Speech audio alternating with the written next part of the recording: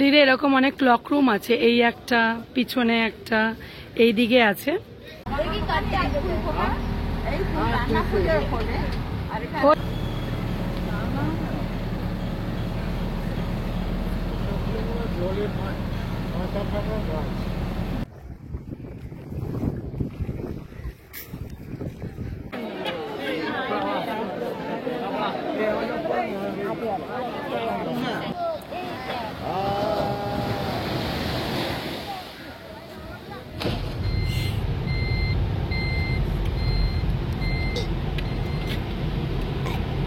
Evening everyone, আজকে হচ্ছে 5ই জানুয়ারি। তো এখন আমি দাঁড়িয়ে রয়েছি কোভালামে। আজকে মর্নিংয়ে আমরা অ্যালিপি থেকে বেরিয়েছি। অ্যালিপি থেকে কোভালাম আসতে লাগে 4.5 ঘন্টা। তো মাঝখানে যা হয় ব্রেক নিয়ে লাঞ্চ সেরে এখন বাজে ঘড়ির কাঁটায় 4টে। আমরা ঢুকলাম কোভালামের একটা হোটেলে, পূজা সমুদ্রা বলে হোটেলটার নাম। তো এখানে হচ্ছে হোটেলেরটা পরে আপনাদের ঘুরে দেখাচ্ছি। আপাতত প্রথমে রুমে গিয়ে ফ্রেশ হই, আমি রুমটা আপনাদের আগে দেখিয়ে। তাই এটা আমরা ঢুকছি, তো এটা হচ্ছে রিসেপশন এরিয়া। তো এবার আমরা রুমে যাচ্ছি। আমরা রুম নিয়েছি ফার্স্ট ফ্লোরে, আমাদের 201। তা এই হচ্ছে আমাদের রুমটা, ডাবল বেড রুম। হ্যাঁ, এখানে একটা আয়না লাগানো রয়েছে, বসার জায়গা, টিভি, এটা একটা কাঠের আলমারি, একটা সাইডের টেবিল। আচ্ছা, এবার হচ্ছে এটা হচ্ছে ওয়াশরুম। আর এখানে আমরা যাচ্ছি হচ্ছে, এটা হচ্ছে বারান্দা। এই বেরোলাম, এই হচ্ছে গেট। সামনে হচ্ছে এই পার্ক মতন রয়েছে, একটা পুলও রয়েছে। এই হচ্ছে আমাদের হোটেল।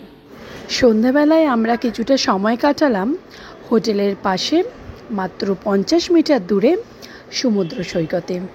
এই সমুদ্র সৈকতটা একটু নিরিবিলি, পর্যটক হাতে গোনা মাত্র। উত্তাল সমুদ্রকে দেখতে দেখতে সন্ধ্যেটা কাটাতে কিন্তু বেশ লাগলো।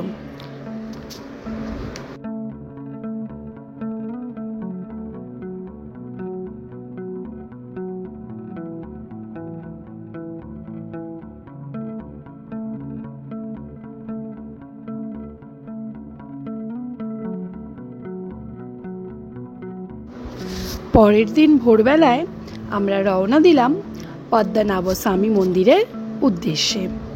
ঘড়ির কাঁটায় তখন বাজে 5:30।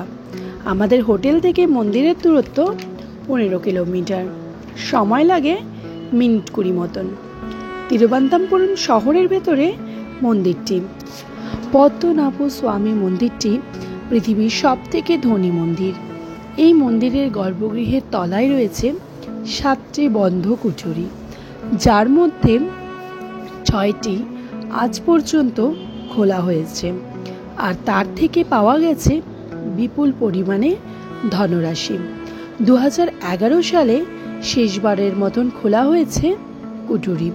আর 7ম কুঠুরিটি যতবার খোলার চেষ্টা করা হয়েছে বলা হয় ততবার কোনো না কোনোভাবে প্রলয় এসেছে। 7ম কুঠুরির দরজা বন্ধ করা রয়েছে 2টি নাগের ছবি দিয়ে।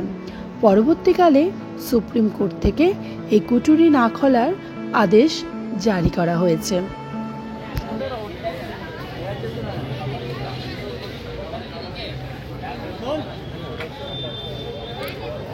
আমরা এখন দাঁড়িয়ে রয়েছি পদ্মনাভ স্বামী মন্দিরের সামনে।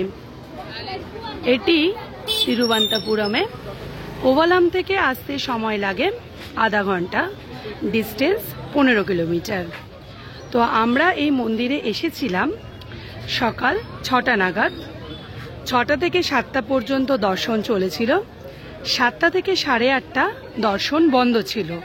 কারণ হচ্ছে তিরুবনন্তপুরমের যে রাজা, ওই সময়টা উনি আসেন এবং মন্দিরে পুজো দেন, সেই জন্য ওই সময়টা মন্দিরে সাধারণ দর্শনার্থীদের জন্য পুজো বন্ধ করা থাকে।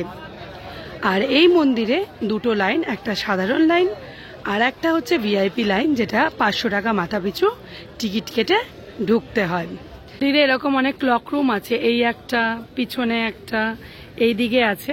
এই জামাটা পরে আসবেন কি ব্যাগ নিয়ে আসবেন সেগুলো এই ক্লক রুমে রাখতে পারবেন। আর সামনে হচ্ছে মন্দিরের গেট। এটা, এই মন্দিরের 4টে গেট আছে, এটা হচ্ছে পূর্বমুখী গেট। এই গেট দিয়ে ভেতরে ঢুকতে হয়।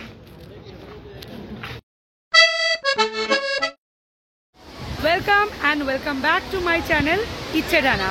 আমি আপনাদের হোস্ট, আর আপনারা দেখছেন ইউটিউব চ্যানেল ইচ্ছে ডানা। এই চ্যানেলে আপনারা দেখতে পারবেন ভ্রমণ সংক্রান্ত সমস্ত ভিডিও এবং নানান তথ্য। তো চ্যানেলটির সঙ্গে জুড়ে থাকুন আর দেখতে থাকুন। নতুন বন্ধুদের কাছে অনুরোধ, চ্যানেলটিকে সাবস্ক্রাইব করে পরিবারটাকে বাড়িয়ে তুলবেন, সবাই ভালোবাসা দেবেন। আর এই চ্যানেলের মাধ্যমে আপনাদের ফুটিয়ে তুলব ভারতবর্ষ এবং সমস্ত জায়গার ভ্রমণ ভিডিও তথা নানা রকম তথ্য। তাহলে চলুন আমার সঙ্গে আপনারাও ইচ্ছে ডানায় ভর করে ঘুরে বেড়ান আর দেখতে থাকুন। মন্দির থেকে ফিরে হোটেলে একটু রেস্ট নিয়ে বিকেলবেলায় আমরা গেলাম পুভার দ্বীপে। মালায়াম ভাষায় পুভার শব্দের অর্থ নদী এবং ফুল। ফ্রম কোভালাম, আমরা এখন সেকেন্ড ডে আজকে আমাদের কোভালামে। তো আমরা এখন এসছি এখানে একটা বোটিং করতে। বোটিং এখানে আমাদের গাড়ি এসে দাঁড় করিয়ে দিয়েছে। এই বোটগুলো করে আমরা ঘুরবো। এখানে একটা সঙ্গম পয়েন্ট আছে, আর বাকি যা আছে দেখে আমরা তারপরে বিচে যাব। তো আমরা এই বোটগুলো করে যাব। পুভারের সবথেকে আকর্ষণতম জিনিসগুলোর মধ্যে একটি হলো কেরালার বিখ্যাত ব্যাকওয়াটারের মধ্যে নৌকা ভ্রমণ। ম্যানগ্রোভের ভেতর দিয়ে নৌকা ভ্রমণ পড়ন্ত বিকলে আপনাদের ভ্রমণে অন্য মাত্রা এনে দেবে। আমরা কোভালামে এসে এখন যে বোট রাইডটা করছি, এখানে 5-6টা পয়েন্ট আমাদের দেখাবে। তার মধ্যে ফার্স্ট পয়েন্টটাতে আমরা ঢুকছি, যেটা হচ্ছে ম্যানগ্রোভ ফরেস্ট এরিয়া। এই দু সাইড দিয়ে ম্যানগ্রোভ, আর মাঝখান দিয়ে স্মল বোটে করে আমরা যাচ্ছি। এই ফার্স্ট বোটটা আমাদের যাচ্ছে, আর আমরা সেকেন্ড বোটে রয়েছি।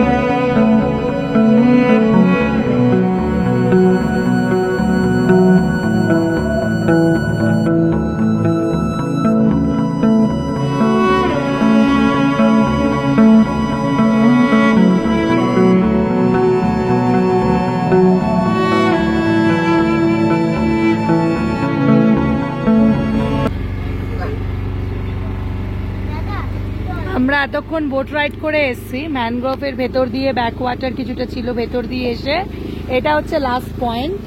এখানে গিয়ে সামনে একটা মাদার ম্যারির স্ট্যাচু আছে, ওটা দেখিয়ে আমাদের আবার এদিকে যে নারকেলের বাগান আছে এই সাইড দিয়ে ঘুরিয়ে তারপরে সঙ্গমে নিয়ে যাবেন। তো পেছনে যে ফ্লোটিং বাড়িগুলো দেখতে পাচ্ছেন এটাও কিন্তু স্টে করার জন্য।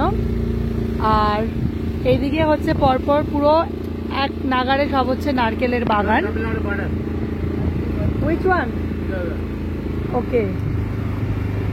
আর বলছি আমরা এখন কেরলে বোট রাইড করছি, কিন্তু ডান দিকের যে অংশটা আপনারা দেখতে পাচ্ছেন এই অঞ্চলটা, এটা পুরোটা বলছে তামিলনাড়ু।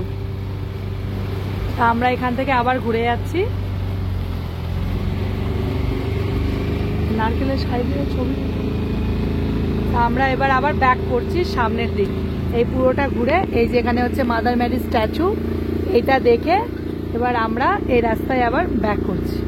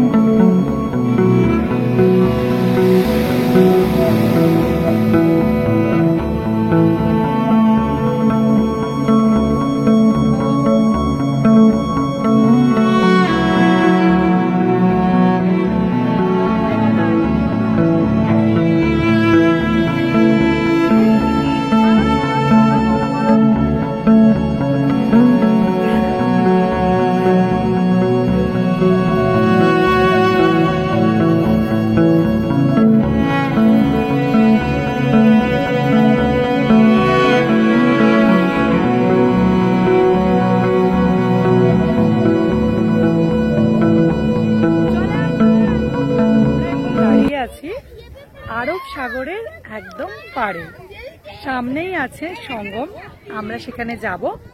আমরা এসেছি পিছনে সেই বোটগুলো করে, মাথা পিছু 500 টাকা দিয়ে। প্রথমে বলবে হয়তো 900 টাকা 1000 টাকা, কিন্তু পার হেড 500 টাকায় আপনাকে নিয়ে আসতে ওরা রাজি হয়ে যাবে। তো 6 সিটার বোট আমরা এসছি।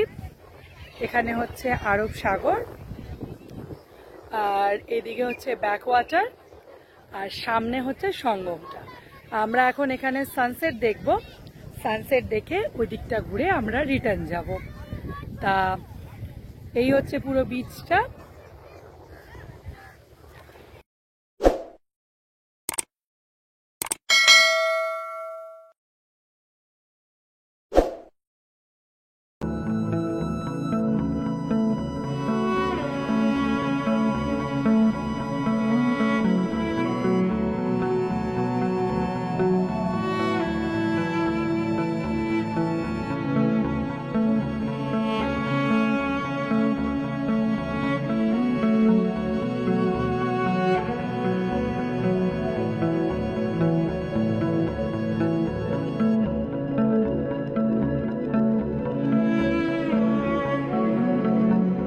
বাজে ঘড়ির কাঁটায় 6টা 16, সূর্য অস্ত হয়ে গেছে।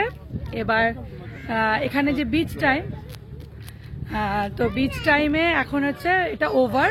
তো এখানে সব পুলিশরা রয়েছে আর এখানে দাঁড়িয়ে থাকতে দিচ্ছে না। যাই হোক, আমাদের সবাইকে বলছে বিচ টাইম ওভার, এবার আপনারা ফিরে যান। এদিকে পিছনে হচ্ছে আমাদের নৌকোটা দাঁড়িয়ে রয়েছে, যেটা করে এসছি স্পিড বোট। তো আমরা সেখানে এখন যাচ্ছি। দেখো আমার পেছনে মানে ক্যামেল রয়েছে, উট রয়েছে, এখানে ক্যামেল রাইড, তারপরে হচ্ছে ওইদিকে দাঁড়িয়ে রয়েছে হর্স রাইড, সবটাই হয় এখানে। তো এইভাবেই টাইম পাস করে কিছুটা সময় কাটিয়ে এখান থেকে ঘুরে যাওয়া যেতেই পারে। এবার আমাদের নেক্সট ডেস্টিনেশন হচ্ছে একটা শিব টেম্পল, একটা শিবের মন্দির আছে, এখানে বিশাল বড় স্ট্যাচু আছে, ওইটা দেখব। তারপরে আমরা যাব কোভালাম বিচ। আজকে কোভালামে আমাদের লাস্ট ডে, কালকে আমরা যাব কন্যাকুমারী। তাহলে চলো কোভালামে আর যে দুটো স্পট আছে সেগুলো তোমাদেরকে ঘুরিয়ে দেখে নিই, আমিও দেখে নিই, দেখে আমরা তারপরে কোভালাম বিচে যাব। সব বোট দাঁড়িয়ে, সবাই এই বোটে উঠছে। এখন বিচ টাইম ওভার। আজকে তো পুরো বিচ পুরো খালি হয়ে গেছে, পুরো বিচ একদম খালি। কিছুটা সময়ের জন্য গম গম করছিল, এখন পুরো বিচ খালি হয়ে গেছে। সবাই এবার চলে যাচ্ছে।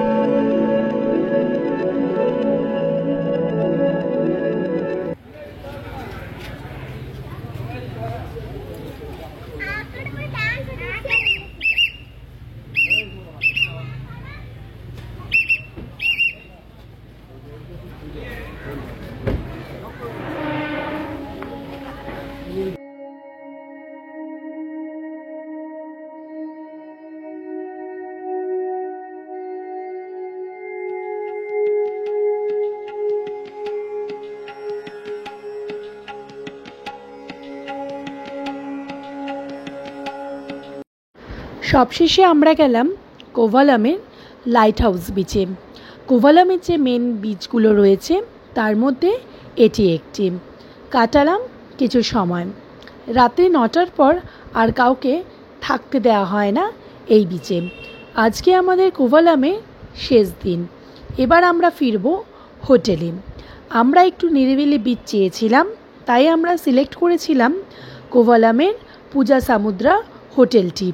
ওখান থেকে সমুদ্রের দূরত্ব মাত্র 50 মিটার, কিন্তু হোটেলের পরিষেবা ছিল একেবারে নিম্নমানের, তাই হোটেলের কোনো কন্ট্যাক্ট নাম্বার আপনাদের সাথে শেয়ার করলাম না।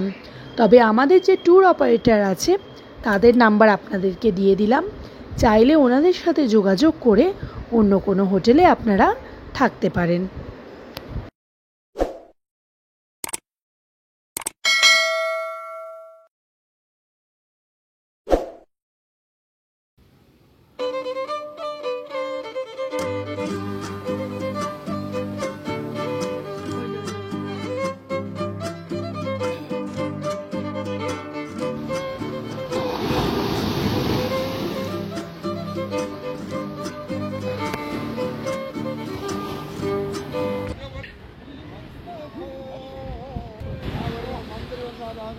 মা আমিও জানি না, আমার জানার অনেক শখ আছে। গেলাম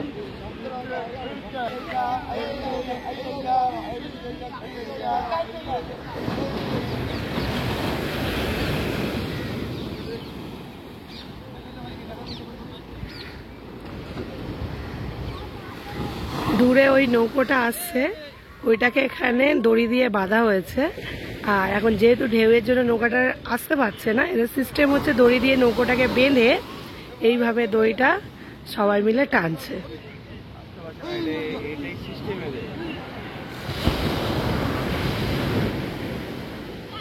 সেই মাঝখানে অরেঞ্জ গেঞ্জি পরা, ওটা হচ্ছে আমার ছেলে। ও বলছে মা এখানে টাগ অফ ওয়ার চলছে, আমি চলে যাই। এটা হচ্ছে, এরা সবাই মৎস্যজীবী।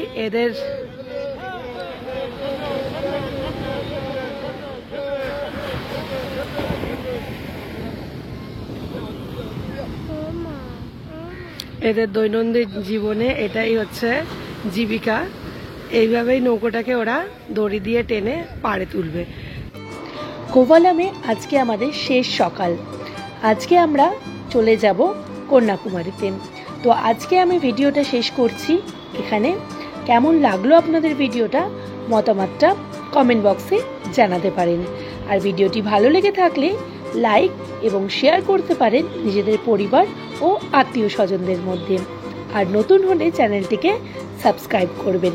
ধন্যবাদ ভিডিওটি শেষ পর্যন্ত দেখার জন্য। তাহলে আপনাদের সঙ্গে আবার দেখা হবে কন্যাকুমারীতে। সবাই ভালো থাকবেন, সুস্থ থাকবেন। দেখা হচ্ছে পরবর্তী ভিডিওতে।